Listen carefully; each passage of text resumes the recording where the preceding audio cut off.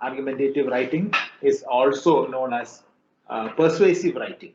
So you're trying to persuade someone to uh, agree to your terms, or you're sort of arguing. Arguing means not fighting, but you are trying to make your point.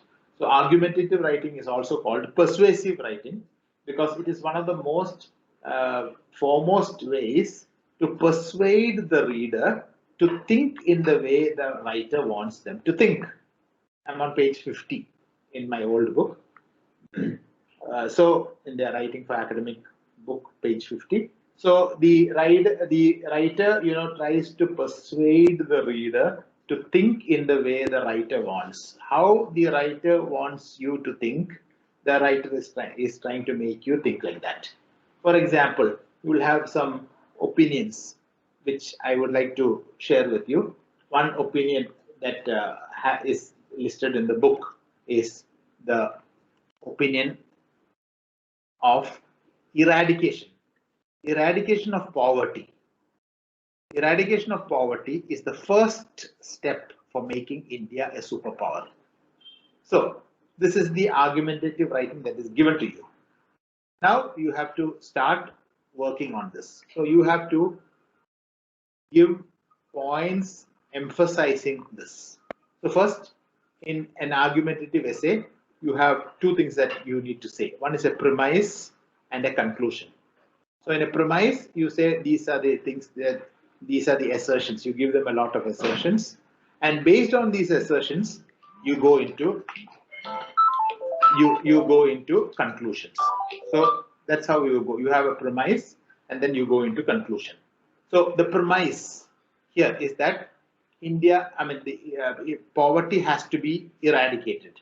Why does poverty have to be eradicated? If poverty is not eradicated, what will happen is there will be a lot of people, living in slums, as you can see on the picture on the right, and also many people will go without food, so much so that they'll have barely enough to eat. So these are your premises. Then you have to conclude. So because of all these things, if poverty is eradicated, then this would be one of the first steps to India becoming a superpower.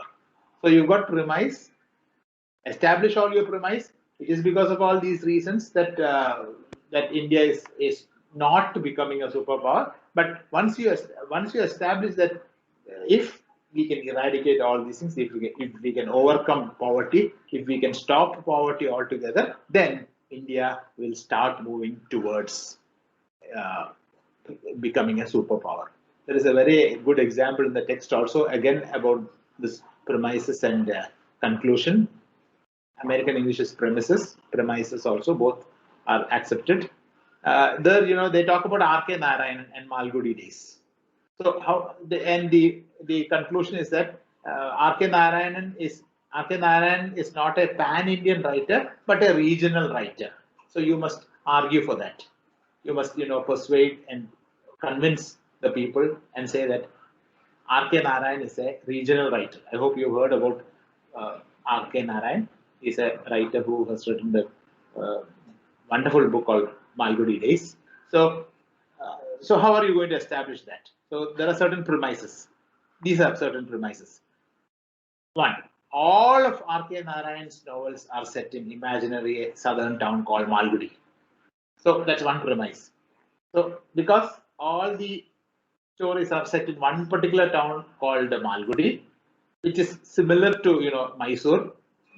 So which means that he's a regional writer. That is, he's talking only about the southern section of India and not the northern section.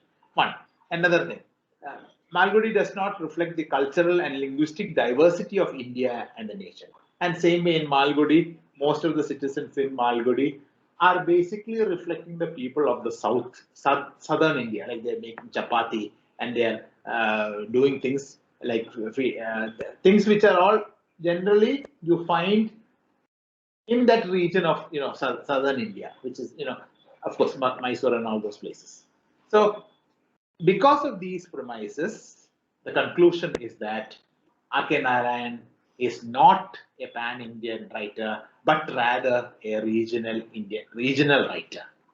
So this is how you argue, and this is how you persuade people to accept your conclusion. So this is argumentative writing.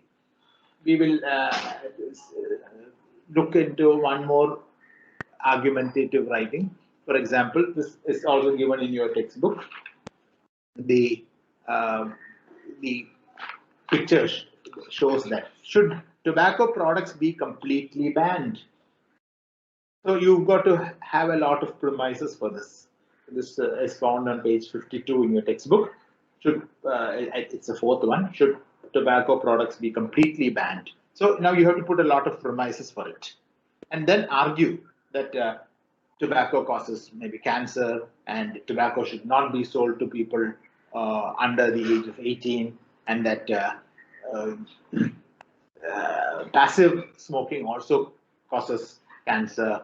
And nowadays, especially with COVID-19 also, smoking is even becoming more injurious to health, because it is seen from a general trend that people who smoke, especially if they have lung problems, they will contract problems like this, and because of that, COVID will strike. And COVID also being a condition which affects the lungs, the virus affecting the lungs, you see, so it becomes more difficult for people like them. So now it is a definite case.